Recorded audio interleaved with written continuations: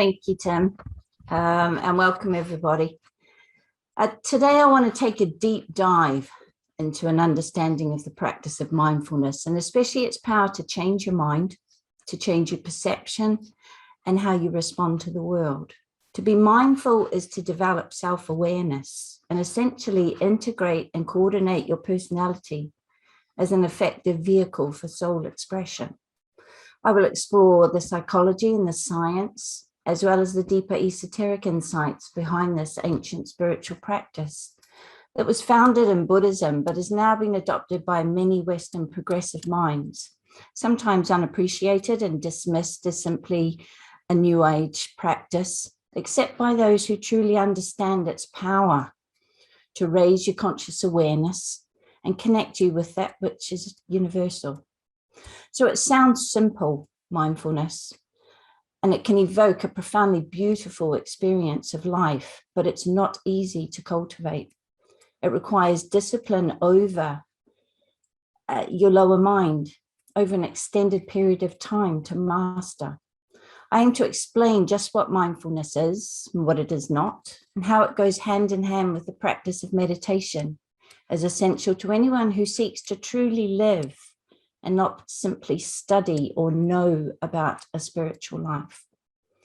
So many find it challenging, as it asks you to be prepared to take off the lenses you wear that color the way you see the world and reality, and to see it as it truly is. So I want to begin by giving you an experience of mindfulness. So we're just going to do a very short few-minute meditation practice, but with a little bit of a difference. So I'm just going to invite you to sit comfortably and gently close your eyes.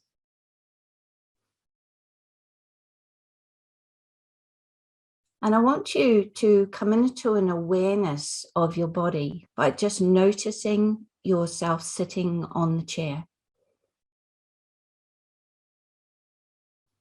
Just notice the clothes on your skin.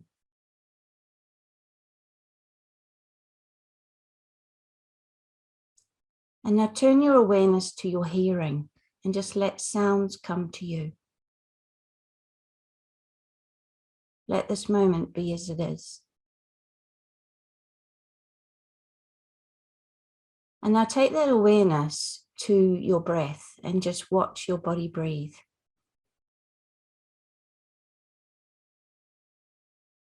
Watch the breath come in, watch the breath leave.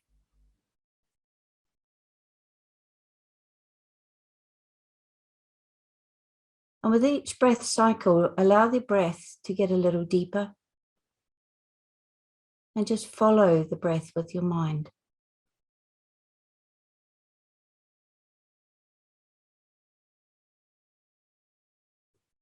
Thoughts will still come into your mind and pass through, but you just keep your focus on the breath.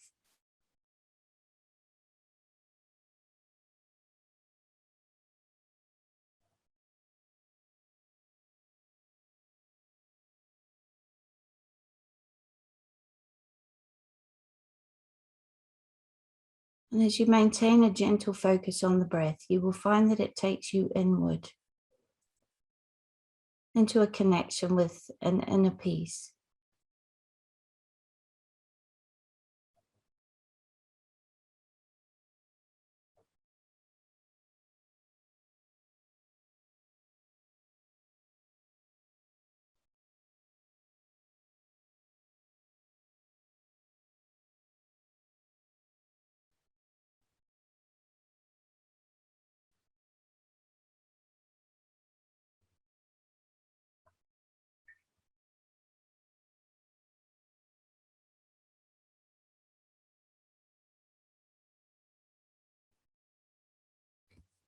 Now I invite you to gently let go of that focus on the breath. And you're going to come back into an awareness of your physical body, but I'll invite you to keep your eyes closed for a moment. So just come back into your physical body, just moving, reconnecting. But as you open your eyes, in the first few moments when you connect with the world, I want you to truly see hear, experience, and be present in the world. So as you open your eyes, just for those few moments, just look around your environment where you are. So when you're ready, just opening your eyes.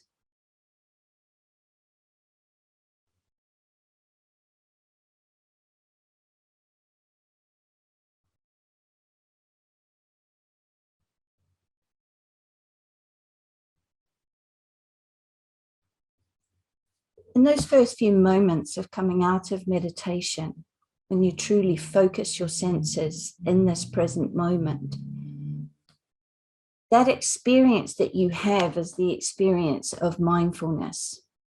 And often as you cultivate this experience, what you will find is colors become more vivid, the light changes, you become more acutely aware of sounds, your sense of touch is enhanced, your sensory connection and experience of the world becomes quite different. And this is just a taste of how the world is when you take those glasses off through which you see the world, which is your perception and is mind generated, lower mind generated. So in that moment, there are no thoughts. Just for a couple of moments coming out of meditation, there is no thought. You are just mindful and aware.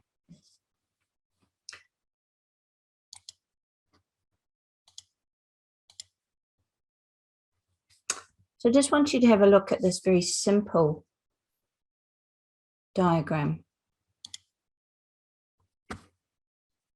And really, this is the difference between being mindful and mindful.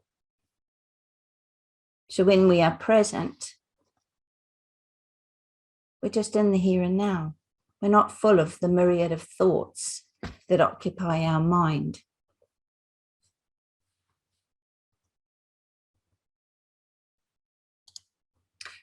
So you could swap the word mindfulness for consciously aware, greater awareness, soul connection, connection to universal consciousness, unity consciousness, soul perception, higher vibrational state, truth perception, intuitive living. These are all descriptive of mindfulness. When you're mindful, you step into a connection with the eternal now that is an ever-present awareness, and you step out of your thinking lower mind as an interpreter of reality. You become the silent witness, the observer, and simply connect with the world through your senses and allow it to be as it is. This is living as a soul, experiencing the material world. In present moment awareness, there is no mind thought, commentary, analysis, opinion, judgment, or any other thought process coloring your experience. You remove the lens that colors your perception and simply experience things as they are. Through mindfulness, we come to realize the illusion of time and understand the continuity of consciousness. Time is a construct of the lower mind, and it is in these moments of timelessness that you can appreciate that the present moment is all you ever have. The past is gone, the future will never arrive, but here and now, you have the opportunity to change, to act, to create, to decide, to choose. In fact, it is the only time you can change. It is also the only moment you can truly experience what it is to be alive.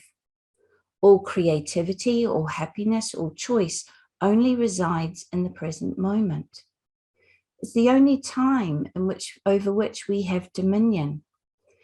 And many people who are alive never touch the miracle of being alive because they spend most of their time in their mind thinking, not present to what is right before them.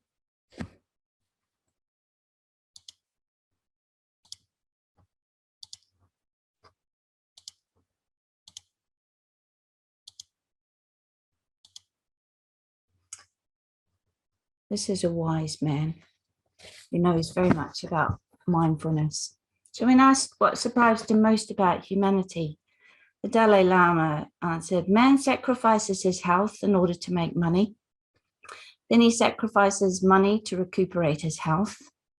Then he is so anxious about the future that he does not enjoy the present, the result being that he does not live in the present or the future. He lives as if he's never going to die and as if he has never really lived. And this is what mindfulness does. It brings life back. When we live in our mind full of thoughts, we lose the gift of the present moment. We don't truly live. So we often experience mindfulness in moments of crisis or trauma, when we act spontaneously, intuitively, as the need arises with no thought or planning. And these actions often reflect the highest human capacities and qualities. We all know incredible stories of true heroes who simply responded to the need of the moment. They think about it later. Many accidents occur because we're not mindful. We see mindfulness in the seemingly effortless, incredibly beautiful, almost slow motion performance in sports. When sports people who have mastered mindfulness and performance just allow the performance to come through them. You may have experienced moments of absolutely clear insight when intuitive understanding simply arises on the palette of your mind and paints a beautiful picture of complete realization of some truth, or presents the perfect solution to a problem or a conflict. This can only occur if you are present and aware and not caught up in your thinking mind. In the West, especially, we have developed our lower analytical thinking mind through education and the accumulation of knowledge. And this was a necessary part of our collective evolution. But increasingly, there's a realization that we've overdeveloped our mind in this way. Many of the mental ailments and anguish that are on the increase, especially in the West, are due to overthinking and an over-reliance on the lower mind. We're too much in our head. Unfortunately, with many of the technologies that are developing, this is only going to get worse. In her book, Intellect to Intuition, Alice Bailey goes into this in immense detail. She speaks of different paths to enlightenment, the more mystical path through the love of God, and the occult path through the understanding of God through the mind. However, there is a need, she says, for the occultist to move beyond the knowledge of the lower mind and open to the intuitive, which comes directly from the higher self. She speaks of the development of the intuitive knower. We only open to new thoughts, inspiration, and illuminations when we surrender our usual thought processes and open to the language of the higher self for the soul, which is the language of intuition. This intuitive knowing comes through in the space created in your mind when you're simply mindful and aware. Einstein recognized this when he said the intuitive mind is a sacred gift and the rational mind is a faithful servant. All great achievements of science must start from intuitive knowledge. Einstein is reported to have once said to a friend, "At times I feel I'm certain I am right while not knowing the reason." Arjuna in the Bhagavad Gita had to learn to be in the moment, to be present and do what was required in the moment, guided by his higher self, Krishna. When he switched off the conflicting dual thoughts in his mind and astral nature, he opened to a full realization of Brahma and God and understood all of creation and witnessed the beauty and power of all that is. There is a time for focused study and reading occult classics, philosophy, and ancient wisdom teachings through the use of the higher mind, especially if this is done mindfully. But life is your greatest spiritual teacher and here to be experienced, for you to be present. This is why we are here, incarnate in this school of souls. If our role is to spiritualize matter and bring those higher vibrational energies down into the material world, we have to observe life in all its myriad of colors, to be open to the intuitive understanding that comes through, and to ground this in the material world, because we are present in that world. And when we do this, the understanding flows and our awareness becomes wholly or wholly present. I find whenever I have a problem that I can't grapple with my lower mind, I'm trying to work out a solution, weigh up pros and cons, getting nowhere. I walk away. I go for a walk in nature. I go for a run. I completely forget about it, and I connect with my environment, and I look at the beauty, and I just run along, run down by the river, listen to the birds, and without fail, the answers that I'm looking for will come through complete, like a download, with a complete realization, beauty in their simplicity and how absolutely magical they are. And usually I have to run home or get home so I can write them all down before I kind of lose that understanding and realization.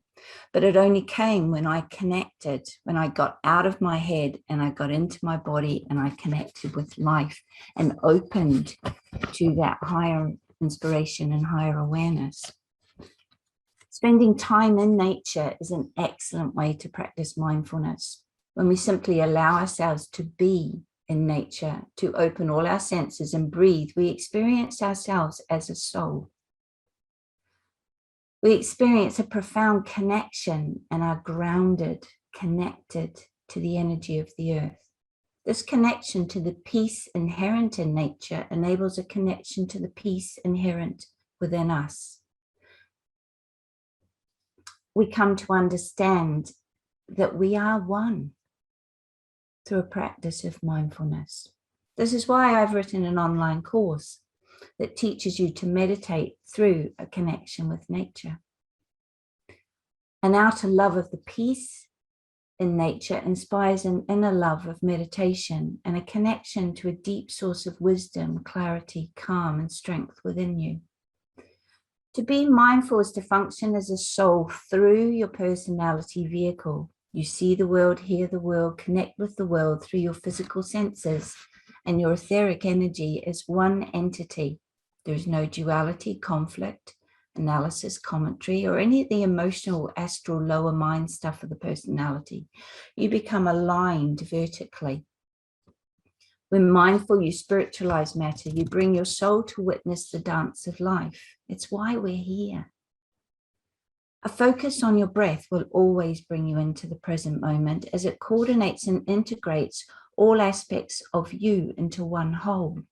From an aspect of the chakras, it lines them up and develops the free flow of energy between them. It connects you to your higher self. This is why in moments of profound connection, we often experience that our breath is taken away. As we pause, we're breathless and we feel this connection.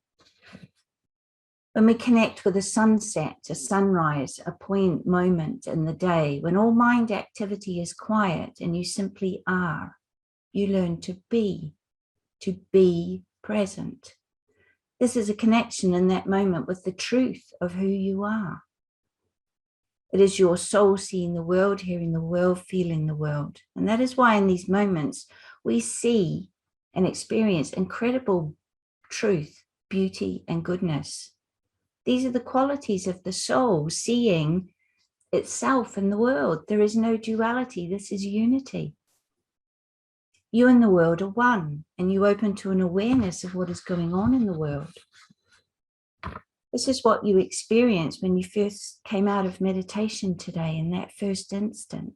You and the world is one. You experience the world as a soul. You can experience incredible insights into everything as mindfulness opens. And you learn the eternal now is to be connected. Now, love, which is the energy vibration of our universe, is essentially an energy that, especially the second ray of love wisdom is the note of our universe. Fear and all its manifestations, anger, sadness, jealousy, is simply an absence of love. So fear is based on disconnection. It is a disconnection from your soul, from love, from God, from the universe. In A Course in Miracles, we are taught that we can only ever be in a state of love or a state of fear. The two cannot exist. They cannot coexist. Fear is generated in the mind and doesn't actually exist. It is an illusion. We don't experience it as an illusion, but as one of the glamours that mankind has to transmute. In fact, it is one of the 9 heads of the Hydra we face in Scorpio right at the moment. And we are seeing playing out in the world today as fear is being used to control minds. Love is not a sentimental feeling that involves attachment to that which is loved or loving. No, love is far more than an emotion as portrayed in our culture. Love is a state of being. It is not till after probably the 3rd initiation that we truly understand what love is, what it is to be filled with Christ consciousness. And this is to be connected completely, unconditionally, because you exist, and to be able to love others regardless of whether we know them or not, regardless of their personality, but to love their soul, to love as a soul. When you are present in the moment for that brief time, you experience love, true love, and a connection to the universal, and that which stands behind all of creation. By connecting to creation, you connect to the Creator, to God, to Brahman, to the universal field of consciousness, or whatever way you define the intelligence or energy that interweaves and connects us all. Alice Bailey wrote that the mind is the slayer of the real. In her book, Intellect to Intuition, she explores this idea that we have overdeveloped the lower concrete mind, especially in the West, to the detriment of the development of our higher intuitional capacities. People are starting to realize that much of the mental disquiet in the world that is causing anxiety, panic, depression, and an increase in mental health problems is due to overthinking.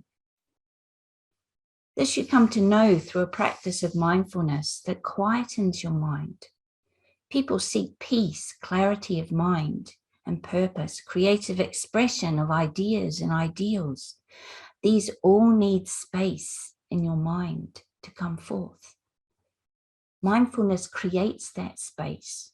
Observe the painter completely absorbed in creating the painting with little or no thought. The composer who seems to simply open up as a channel for the creation of a beautiful symphony.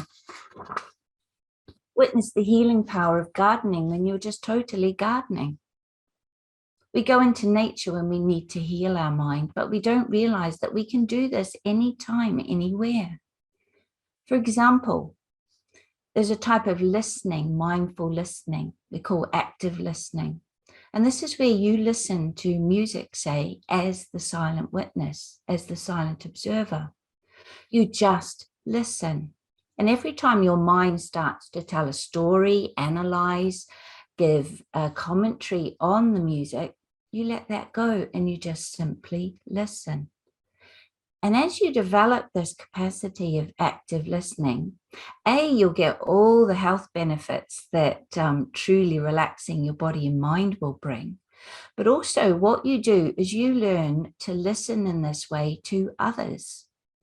When you listen in this mindful way, you listen to understand.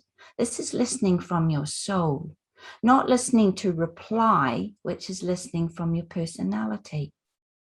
And this allows you to see and witness the soul of another.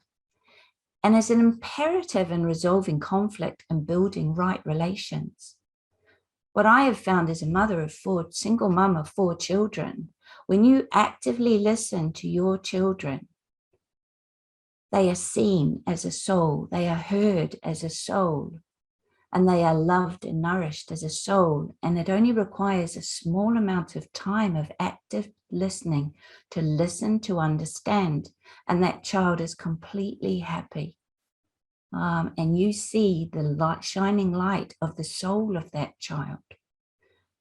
Next time you're given the privilege to listen as a friend to someone in need, listen to understand, not to reply, and you listen as a soul, and you will see immense healing occur before your eyes to that person and in your relationship with that person.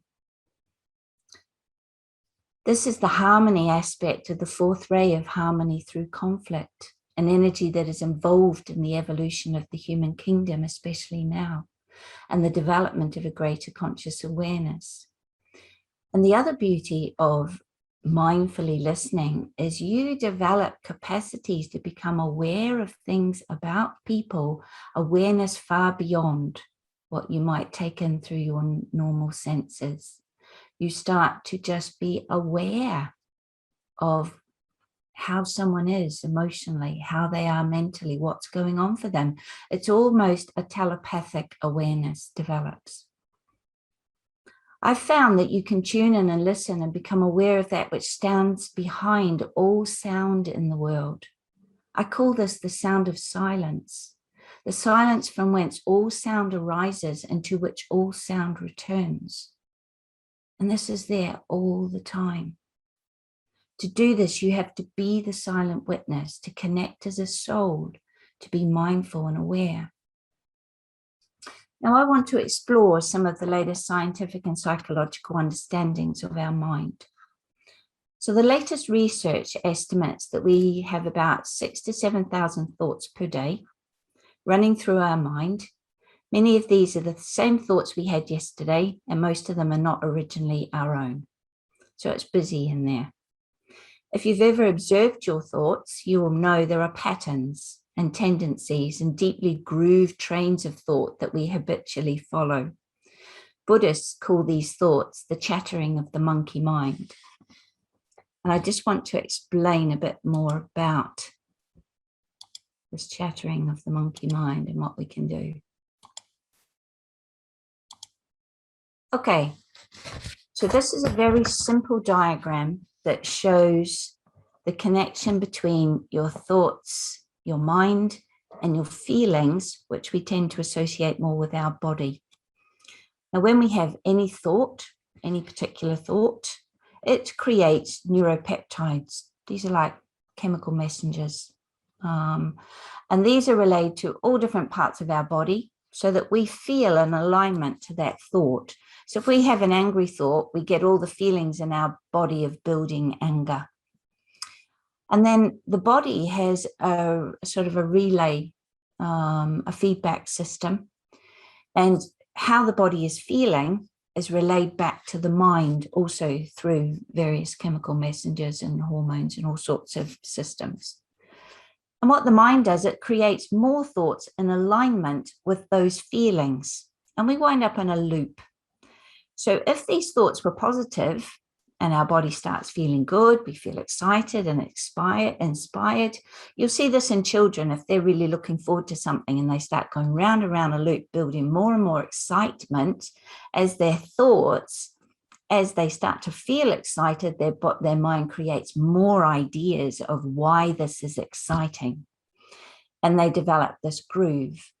And we all have patterns. And what happens is when we go round these cycles, our brain, our neural tissue, actually wires certain pathways. So they say that thoughts that fire together wire together.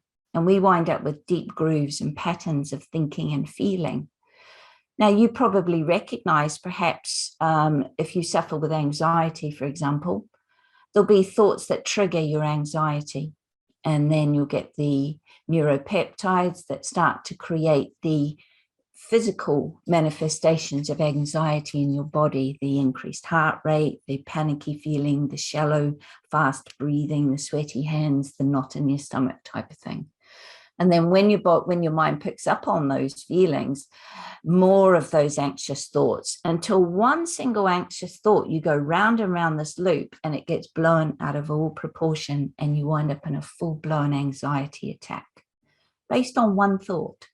And that original thought might not have been yours and it might not have been true, but it created this whole response. And these responses get wired into us. And the beauty of both the practice of meditation and mindfulness is it creates the capacity to step back from these thoughts and see this loop playing out, to witness, to be the silent witness, to detach, like we do in meditation. When we detach from our thoughts, we step back and we view them impartially. The other thing that this does is when you go round and round a loop like this, if you're a person perhaps who has a lot of angry thoughts, or there's a lot of triggers, anger gets triggered quite easily, you get all that stress response, and then it builds and it builds. You start remembering the last time that person did something to anger you. You remember something in your childhood where someone did the same sort of thing to anger you, and you wind up in an absolute state of anger. And what happens is, if we go around these grooves often enough, it becomes a personality trait. It becomes something that we need to transmute. It becomes an energy stuck in our body that stops us spiritually evolving. And it gets stuck in the solar plexus area of your body with it, and stops heart opening. It stops spiritual growth and development. And it also gets in the way of right relations with other people. So that's the first thing to be aware of and to start to witness. The other thing to be aware of is that mindfulness is to be in the present moment, but fear and doubt are always based on the past. Worry and anxiety are the past projected into the future, but experienced now. So I'll say that again. So fear and doubt are always based on things that have happened in the past. And then what we do is we take those fears and doubts and we project them into the future, and that's where worry and anxiety build. Now, none of that was actually happening in this moment. So we're all aware of the stress response. So the stress response in our body is a response to threat. So we either run, we stop and fight, or we freeze. But this stress response in our body is triggered by either internally or externally generated perceived threats. So what I say to people is, your body will go into the stress response, whether there's a tiger coming at you in the real world or whether there's a tiger coming at you in your mind. Same response. So if we are focusing on fears and doubts and things that happened in the past, they're going to trigger the stress response. And as we project them into the future and get caught up in that thought feeling loop and build the anxieties and worries, we're setting off an internally generated response to a perceived threat. And this is how this thought feeling loop leads to habitual ways of responding to life, to personality traits. And in this moment, in the present moment, you just deal with whatever's happening. There's no fears, doubts, worries, or anxieties. And you will know this if you've ever been called to act, say in a crisis, say someone needs your help straight away. You don't think about what happened last time you did this and bring all the fears and doubts and worry and anxious. You just act. So you're mindful and aware. Your mind, your whole being is focused on the need in the moment. And this is where in the West, this is where overthinking, too much emphasis on our lower mind and thinking has led to the epidemic of stress-related illness and mental illness that we're seeing today.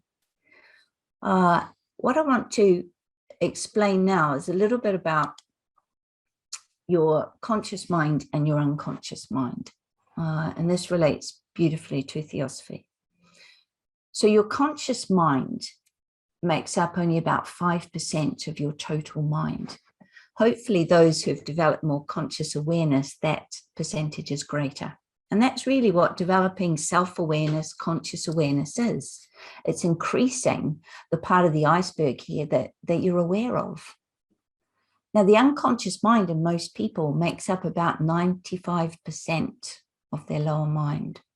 and it governs most of our behaviors, contains our beliefs, our values, our past traumas, our conditioned behaviors, our ideals, the sum total of our past experiences as life as a human being in all of our lives.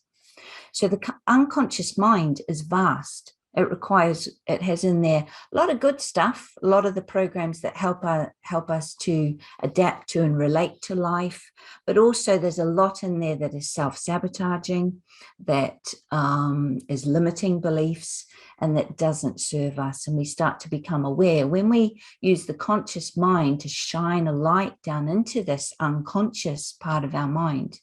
We are becoming aware of that which needs redeeming. You could think of this unconscious, almost all that needs redeeming within you. It contains all that needs redeeming. And when you shine that light of consciousness down, you bring it up into your conscious awareness. And once you're conscious of something, you can't not know. Once something has been made aware, you can't not know it. You can't go back to that state of ignorance any longer. So we can think of our mind a bit like a computer. This is the lower mind. The brain is the hardware. The programs we need to navigate life are stored on the hard drive. This unconscious programming occurs before the age of 7. And many of these are, like I said, disempowering, limiting, self-sabotaging beliefs. There is the quote, "Give me the child till 7 and I'll give you the man." And this is because it is the unconscious mind that governs behavior and responses and habitual responses. So our conscious mind is present, mindful and aware, focused and able to tap into a more universal consciousness beyond just our mind. There are fewer thoughts and space for that intuition and creative thinking. Most people walking around most of their day are reacting, responding from their unconscious mind 95% of the day, because their conscious mind is focused on their thoughts. And whenever our conscious mind is focused on thoughts, the unconscious mind takes over whatever is happening. And this is when we talk about the world is asleep, people are asleep. They are functioning unconsciously. And even spiritual people are functioning unconsciously. And you only got to look at what happens when you drive a car. You drive a car from A to B and you get there and you can't remember driving your car. That's because you were too busy thinking. You were in your head thinking about other things whilst driving your car, because you've got the program for driving a car in your unconscious mind. And it just kicked in while you were thinking. And then suddenly someone steps out, or something, a motorist in front of you puts on the brakes, and you get this jolt as you come back into your conscious mind, because you're pulled into this moment because you need to respond. Your unconscious mind is no longer an appropriate driver in that moment. So a practice of mindfulness keeps us conscious and using our conscious mind. And this is one of the absolute keys to mindfulness. So to be mindful is to shine that light of conscious mind on that which is hidden and unconscious so that you become aware of it. Once you see an unresolved issue, a pattern, a belief that no longer serves you, it becomes conscious and loses its power over you. Now, many people will know they want to give up smoking. They want to change a particular habit. They want to be more motivated. They want to do this. They want to do that. And they just can't. They consciously know they want to do that, but they just can't change that pattern, that habit, that groove. Now, it takes time, because you've got to get your neurons in your brain to rewire, to undo that kind of relationship they had developed in a pattern of thinking, and to rewire. But the other thing you have to do is there's often programs deep in your unconscious mind that are sabotaging. And this is really the basis of psychoanalysis and counseling and delving into the unconscious to change those programs and to change your habitual way of responding to the world. Whoops. And this increases your self-awareness and changes your perception, changes your experience of reality. So the key thing is that when you're thinking, whenever you are focused on thinking, your unconscious mind, the you that developed from 0 to 7, is running the show. And this is why, to be honest, we have so many childish, childlike, emotionally immature adults walking around in the world, because they're not consciously present. They're not using their conscious mind. For example, I'll give you an example of anger. And this relates to anger management. When, let me go back to this thought feeling loop. So when anger is triggered, and it's usually triggered by something that's unresolved in your unconscious mind. It might be something from this lifetime, from a previous lifetime.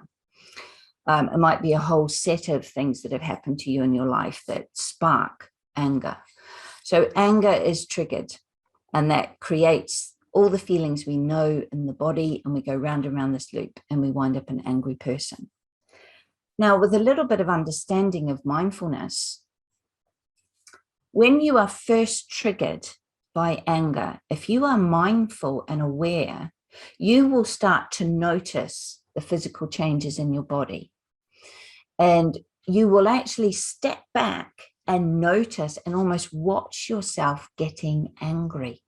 And this is a real key. This is where a practice of meditation really comes to help us, because it gives us that capacity to observe ourselves getting angry, to observe our response to some trigger in the world, some neutral trigger. And then we've got 10 seconds, because what happens is when we are first triggered, the part of our brain that responds comes from the limbic system, the amygdala. And the amygdala is the animal part of our brain that is totally focused on survival. So the amygdala will just react.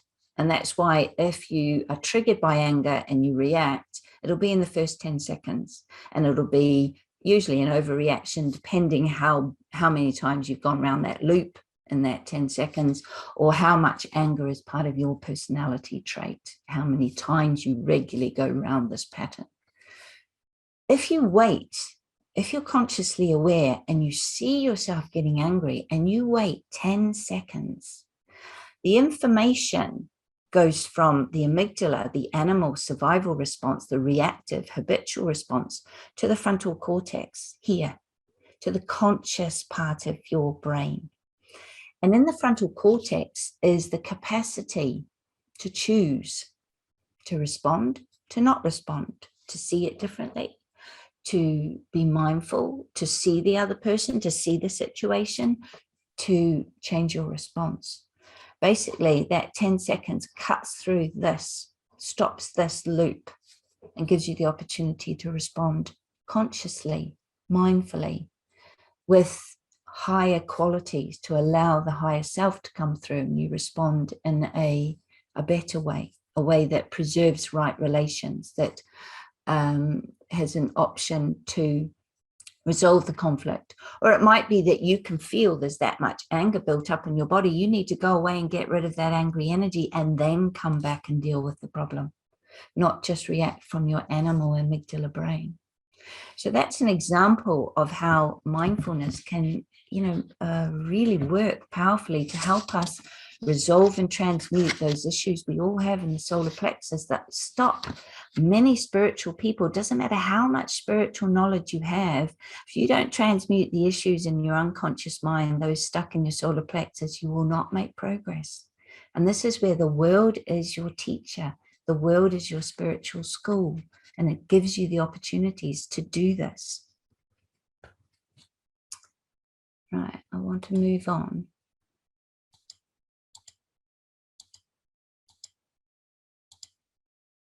What I want to look at briefly is how meditation develops mindfulness and how they go hand in hand. So meditation, they found scientifically, actually rewires neural pathways in your brain. It changes habitual thinking. It improves concentration and focus, memory, learning, creativity, and problem solving. It develops your capacity to connect with the intuitive aspect of you. In meditation, we are the observer, the watcher. Every time we come back to the seed thought, every time we come back to the mantra, every time we come back to the breath, every time we return to the focus of our meditation, we develop the capacity to be the watcher. And it develops it cultivates the following qualities of mindfulness. So in mindfulness, there is development of the quality of acceptance. We learn to accept things as they are. How much mental anguish do people go through trying to control things, wanting things to be the way they think they should be, and anguishing over why they are not? In meditation, you accept thoughts as they are. You simply observe them move through your mind like patterns, like clouds across a clear blue sky. In mindfulness, there's an active recognition that things are as they are. How am I responding to this consciously? There's also intention. So in mindfulness, we cultivate the intention to stay mindful and aware, to be present, and to return to it again and again whenever we're caught up in our thinking mind. In meditation, there's the discipline of returning to the breath, returning to the focus on the candle, returning to whatever the focus is. There's also in both meditation, I'm just going to hide this so I can see it. In meditation, in mindfulness, there is a capacity to let go and let be. So this capacity of surrender is something that we in the West especially have a lot of trouble with. We have a lot of trouble just surrendering and relaxing. We have a lot of trouble surrendering and sleeping deeply. We have a lot of trouble just surrendering and allowing life to be. When we simply observe thoughts and feelings as they arise in that moment, we're not trying to be mindful, we're allowing ourselves to be mindful. And there's a huge difference. It's like in meditation, if you try to focus on the breath with an intenseness in your mind, you'll just start thinking about trying to focus on the breath and you'll go crazy. When you allow yourself to gently rest your awareness on the breath, it's a whole different experience. And many people in the West have got such trained lower minds that they can no longer let go. And this is where we get into many psychological problems where people just cannot move and change or embrace change. Okay, there's attitude. In meditation, we have a no criticism. So we accept the meditation as it is, and we don't criticize our mind when it wanders off. We just simply come back to the focus with loving kindness. And this develops an attitude of non-judgmental attitude in mindfulness. When you are mindful, there is no judgment. Judgment and criticisms are aspects of the lower mind, of the ego. We have an attitude that's curious and kind, more like a child, with wonderment in the world. And this is the beauty of mindfulness, is as you practice mindfulness, you do go back to feeling curious and kind, and you develop an awe. The world becomes more colorful, more vivid. Your experience of life is far from mundane in the mundane. There's a patience. So any new skill or change requires patience and perseverance, and mindfulness does. You've got deeply grooved patterns in your way of thinking and seeing the world. You've got to be prepared to ungroove them, to change. So when you establish a regular meditation practice, this requires patience and perseverance. So meditation is like training for mindfulness. As you train regularly, you change your mind. And then you have this meditation practice every day, but mindfulness is like a practice for every moment of every day. And being mindful makes it easier. Meditation makes it easier to practice mindfulness until eventually it becomes the way that you are. You simply be. You're simply being.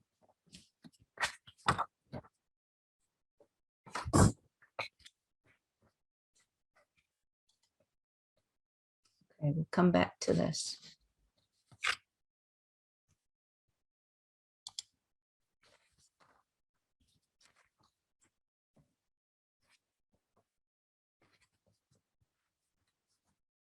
So many of the health benefits of mindfulness, if you're not already convinced, people who practice mindfulness cultivate happiness and contentment. They tend to be more creative. There's greater clarity in their mind and a sense of purpose and meaning to life. So now what I would like to do is to look at how we actually cultivate a practice of mindfulness. Back to sharing the screen.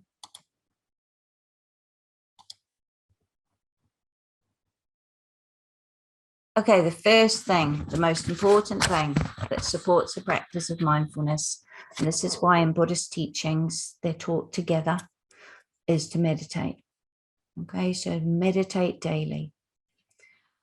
Another way to practice mindfulness is to recognize, start to recognize, to observe when you're caught up in fear, anxiety, overwhelm, stress, and negative thinking. To connect with your breath and your senses, because the breath, whenever we connect to the breath, it brings us into the present moment. And when you connect with the breath, you will find that in that moment, everything is fine. Because remember, fear and doubt, stress and overwhelm are to do with the past or projecting into the future.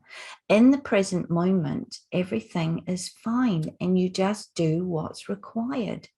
And you just go through a beautiful flow, like the animal kingdom, like the plant kingdom, like nature. You just flow with life, doing what's required in the next moment. You practice giving your full attention to what you're doing. And we can practice this in the most simple, mundane tasks. So if you're cleaning your teeth, just clean your teeth. Focus on that rather than thinking about, oh, I'm late and I've got to do this and I've got to do that, and projecting into the future, thinking ahead of where you need to be. One of the best ones is to be mindful when you're eating. Because when you're mindful when you're eating, you taste so much more.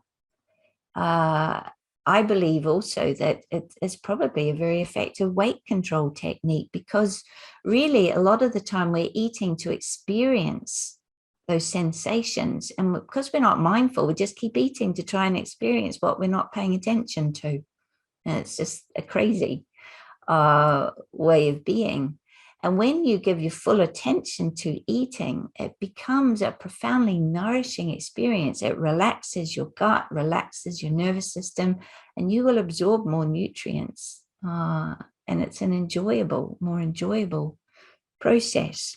The same with drinking, the same with driving, same with anything that you have a habitual program for. Just do it mindfully. Avoid multitasking. And Western culture prides itself in its ability to multitask. In fact, my kids, if I am sending a message on my phone, they get annoyed if I don't talk to them at the same time. I'm like, no, I'm sending a message. I'll talk to you in a moment when I can give you my full attention.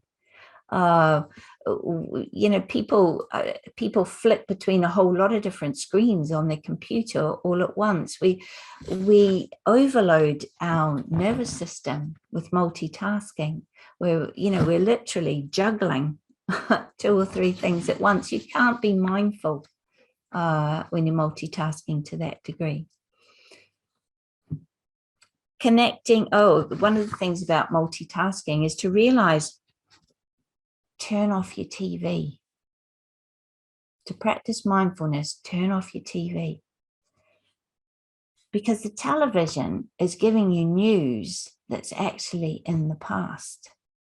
And it's projecting, often it's usually negative, because only really negative news sells or people are drawn to it.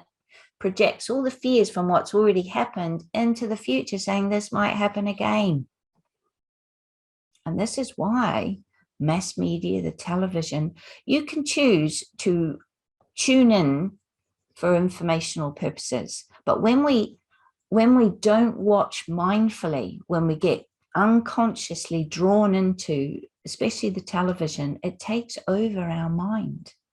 And it's like our mind being full of those tigers that are threatening us. It creates a stress response. And it cultivates fear. So turn off your TV or just use it mindfully. Be conscious of your mind diet like you are conscious of your physical diet. Evoke discrimination and discretion and choice and what you allow into your mind, into the environment of your mind. Okay, mindfulness, when we connect with nature daily, connecting with the natural world is one of the easiest, one of the best ways to develop mindfulness. So instead of going to a walk and talking the whole time to someone else and not really noticing your environment, or I see a lot of people go running with headphones and they're not really running in a lovely environment. They're not noticing their environment. Just listen, feel, see as you're in nature. And grounding your energy, understanding what grounding your energy is. Grounding our energy is when our chakras and our feet, if you like, connect to the earth and there's an energy exchange. It's good for our health. It's good for our mental health. It takes us out of our head and brings us into our body. Because whenever we come into our body, we are mindful and aware. Coming into your body takes you out of your head and out of your thinking mind. Practice disciplines that bring you into connection with your body, like yoga, like Tai Chi, like Qigong, like walking meditation, where you are mindfully in your body, experiencing the power and the immense healing power of that. Actively listening to others, like I talked about, actively listening to music, to relaxations, to anything but being fully present. And when you're actively listening to someone, look into their eyes when you're communicating with them, because the soul, the eyes are windows to the soul. And if you're actively listening whilst connecting through the eyes, that person will feel your presence. And you will feel their soul presence.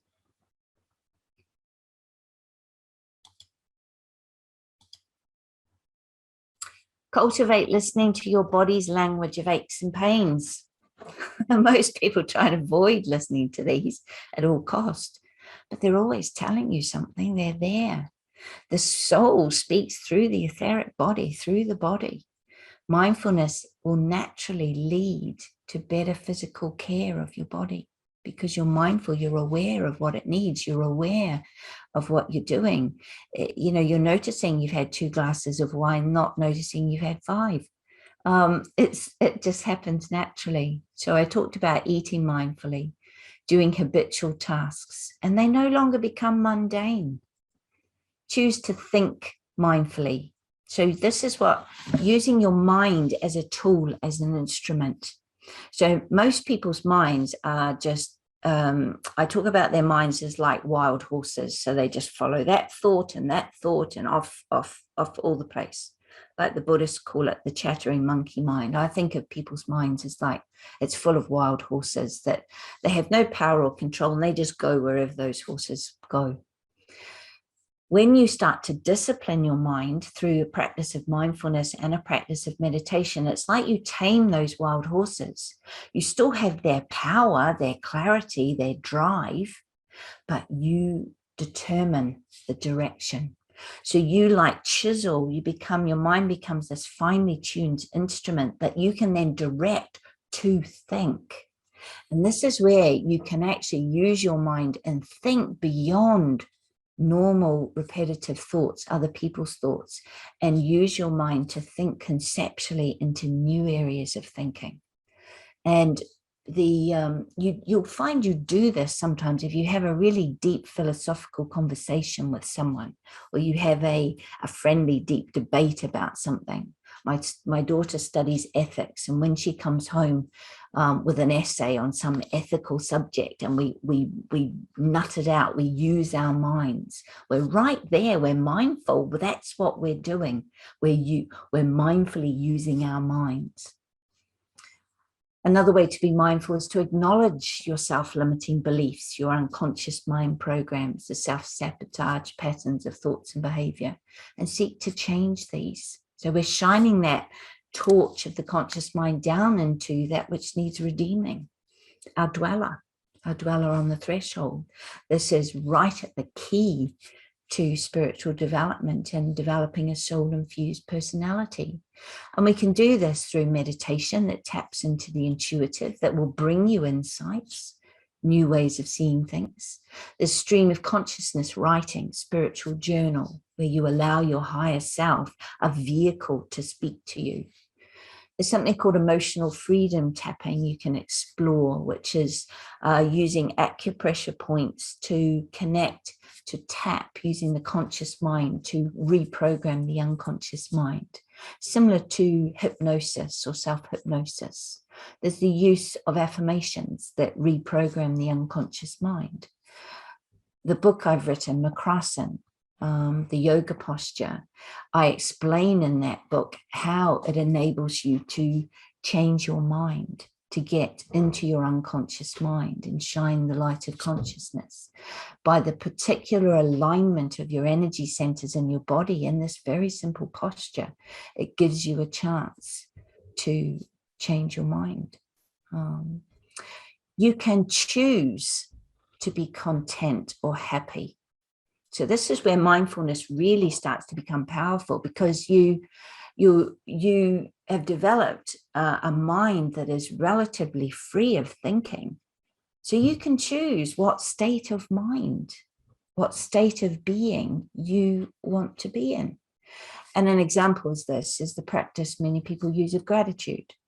So science has done studies, and they've found that if your heart, gratitude opens the heart center, opens your heart chakra. If you are centered in gratitude, anger cannot be present. It's like that idea, you're either in love or you're in fear, they can't coexist. So a lot of people, whenever they feel out of sorts, they'll cultivate a gratitude practice. What in this moment, in this event, in this situation, have I got to be grateful for?